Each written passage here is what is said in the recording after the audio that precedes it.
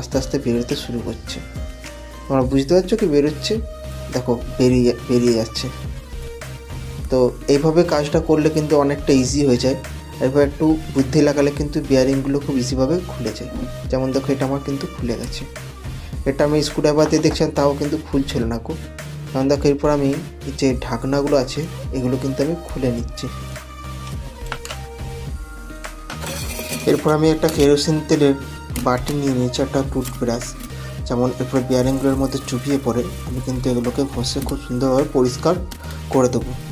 পরিষ্কার খুব ভালোভাবে করাটা খুবই দরকার, তাহলে কিন্তু বিয়ারিংয়ের যে লাইফ টাইম আছে সেটা অনেক বেড়ে যায়।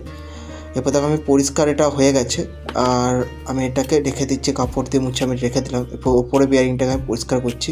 ভিডিওটা আমি একটু ফাস্ট করে নিয়েছি যাতে ভিডিওটা একটু ছোট হয় আর তোমাদের বিরক্ত বোধ না লাগে ভিডিওটি দেখার সময়।